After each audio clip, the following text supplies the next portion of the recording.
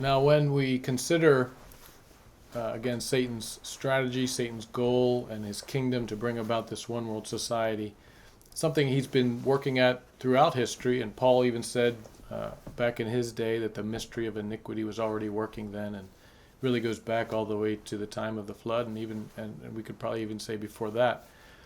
But in the recent days, it is the fruition of it is coming to pass through what is oftentimes called the New Age movement. And although in some ways that term is kind of passé and kind of out of date in some respects, I prefer to use it because it really gathers together all that's happening in the world today. It is the ushering in of a new age, and that's what the New Age is about. The New Age is about bringing in a new world order. That is a global order of world peace, of world harmony, of world unity. A unity that includes religion, first and foremost. It includes economics. It includes politics under one whole. It includes business. Every aspect of society being brought under one whole. That's the goal, the purpose of the New Age movement. And it involves literally tens of thousands of independent, or at least seemingly independent, organizations across every kind of venue throughout the world, including politics, government, arts, science, every conceivable business, every conceivable aspect. Oftentimes it is seen as merely as a religious movement. That would be a misunderstanding. Most people, when they think of the New Age, they think of strange things like harmonic convergences in Sedona, Arizona, or vortexes and things, and they think of, maybe in a narrow way, they think of maybe someone like Helen Schucman and her miracles, Course in Miracles, or Benjamin Krem or Marianne Williamson, or someone who's shown up on Oprah Winfrey and sold a lot of books, and they think of this in a narrow way, kind of people on a beach saying, "I am God." But really, the New Age movement is far more broad than that, and includes politicians, scientists, religionists all across the world, people in business and so forth. And this is the New Age is much more broad than just that narrow thinking. And when you think about the New Age, you have to realize that its goal is this one world government. Now, when you look at the roots of the New Age, okay, the New Age in a certain sense is not new. Its goal, bringing about in occult terms, bringing about the age of Aquarius, moving from the age of Pisces to the age of Aquarius. They call this the New Age. But the roots of it go back historically into ancient occultism and mysticism. The roots of it go into things like Kabbalah and Hermeticism and Freemasonry and Gnosticism and Neoplatonism. All of these things are precursors to the New Age. It's not new at all in a real sense. What is new is that all of these things and all of these principles from these occultic philosophies of the past are now being literally and extensively marketed to the whole world, to the whole population at large. They're no longer hidden. They are now principles that are being given to the whole world, and they're given openly, marketed to the general population in various means. But the roots of the New Age are these general philosophies, and it would be hard to pinpoint individuals, and yet there are some that probably should be mentioned recently, at least within the last couple hundred years. Helena Blavatsky, who died in 1891. She's the founder of Theosophy in 1875. This is oftentimes seen as the beginning of the New Age movement. And of course, she was involved in just pure occultism, spiritism, magic, and so forth. Bringing Eastern religion to the West was her purpose and her goal. And following her was one Alice Bailey, who was also part of the Theosophy movement and became a leader of it and wrote many books. Died in the 1940s. I believe it was 49, and she wrote extensively, and she would say that those books were written through the inspiration of a spirit guide, that she was simply an instrument of those writings, and those writings kind of became the paradigm for the New Age movement. So she's very important as well. And then there's also Teilhard de Chardin, who is the Jesuit priest from France, and in his writings, He died in the 1950s. He is often called the father of the New Age movement, and his writings were regarding the evolution of man and the coming, as he called it, the omega point, which again is nothing more than the occultic idea of Neoplatonism, of coming to this mystical point of oneness and monism, an idea of coming together in one in perfect harmony, perfect unity. He called it in Christ, but it's the same thing. And so Chardin is quoted by many of the New Age writers, and one of the most quoted. And so he is called sometimes the father of the New Age. But all of these men are simply, or all of these people are simply a continuation of the occult philosophy that has been there all along in history. And they are bringing it together in what is called the New Age movement. That's kind of the roots of it. If you say, what are the beliefs of it? The beliefs of it, again, when you think of the New Age, probably what comes to mind is maybe the idea that God is in you, or that you are God. And again, you think of the inner light. This is maybe what most people think of, that God is in you and you are God. It is pantheistic in nature, or panentheistic. God is everything, or God is in everything, which is pretty much the same thing. They are very intertwined. That's very much the idea in the New Age movement. But if we could summarize the philosophy of the New Age, I think we could summarize it with several words. And the first word that I would use would be the word self-actualization. And the idea that the goal of life is self-actualization. And that self-actualization, you might say in a broad sense, it's self-fulfillment, or it's the ultimate self-esteem.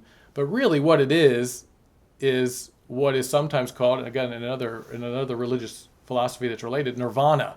It's the end where you become one with the whole, and you lose yourself in the whole, in the unity of the all. And this is self-actualization. This is salvation in the New Age movement. The other word that I would use, which is very, very important in regard to the New Age, is mysticism, because it is mysticism. That's the very essence of it. Mysticism defined is simply this: it is direct communion with God that is non-rational. That's mysticism. And if you want to understand mysticism, I would encourage you reading an article by Benjamin Warfield that he wrote. It's in his works. I think it's in volume 9, Christianity and Mysticism, or maybe it's Mysticism and Christianity. But he wrote an excellent article defining mysticism. And he ended that article by saying you can be a mystic or you can be a Christian, but you can't be both. And it's a very insightful article describing mysticism. And this is what the New Age is. The New Age is ultimately mysticism. It's a religion that's not based on a theology or doctrine. It's not based on rationality. It's really, it's an utterly subjective, non-rational, experiential religion. And this is what the New Age is. It's mysticism. It's experience. It's experience that is totally subjective, that is totally emotional, and that is supernatural in the extent that you're meeting spirit guides, and you are actually involved in what we would call as Christians the demonic world. But it is basically a mystical experience. And then the third word that I would say is very important in regard to understanding the New Age movement is the word unity, because this is what self-actualization and mysticism bring about. It brings about a complete unity, a unity of everything, a unity not only with each other, but a unity with all of the world, all of the universe. You are one with the world, one with nature, one with the birds, one with the rocks, one with the trees. You're one. And this is the unity that, again, is a false unity. It's not the unity of Scripture. It's the unity of Satan's kingdom. And this is the self-actualization. This is, again, the idea of God in the New Age. When we think of God, we think of as Christians, we think of a personal being who has all the attributes of a person. But in the New Age, God is not a person. God is, you might say, a force, but I don't even know if that's an appropriate term at the end of the day. It's really, God is everything. And so it's this kind of amorphous term that really has no rational content. And to be honest with you, when you study the New Age, you realize increasingly that it is irrational. And it's irrational because by its very nature, it does away with all rationality, which is what mysticism does. And that's why in mysticism, your goal is to get rid of the rational. You are emptying your mind of the rational so that you can so you can become a part of this one and part of this whole. And so you have unity. Now, there's one other word that's very important to understand the New Age, which maybe is not associated with it often, but is the word evolution. Because fundamentally, the idea is that we as a culture, as a world, we are evolving as a species. We are evolving to this point. Again, what Chardin called the omega point, or what is nirvana in Hinduism or whatever. But we are evolving to this point of perfect unity where we all reach this self-actualization and we all reach this point of mystical communion. That is the goal, and that's where we're evolving, and that's where we're going. And so this is really what the New Age is all about. Now, how did it come into the society? And I say how did it, because it did. In fact, it's something that's already accomplished for the most part. I mean, the only thing that I think is standing in the way is the little remnant of the church that is left. But really, we have seen an almost complete paradigm shift in the last few years. And you say, how did that come about? Well, it didn't come about by people like Marianne Williamson preaching the Course of Miracles or some other thing. Now, that did have an effect and has had an effect on the culture, but it's far broader than that. It has literally emerged through the culture in every imaginable way. Now, Alice Bailey, in her writing, said that the New Age would emerge into the society through three main means, and she mentioned the church, the the Masonic lodges, and education. And I think that that's true, but we would say it's really even broader than that. It has come up through various things, many of them not seen as religious. But when you understand the principles, you see they've come up in the name of things like business leadership.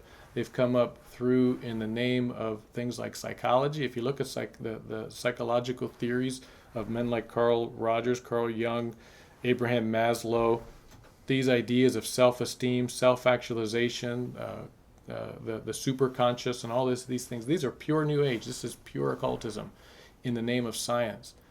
And it's come up through psychology. It's come up through self-improvement, self-actualization, becoming all you can be reaching your full potential.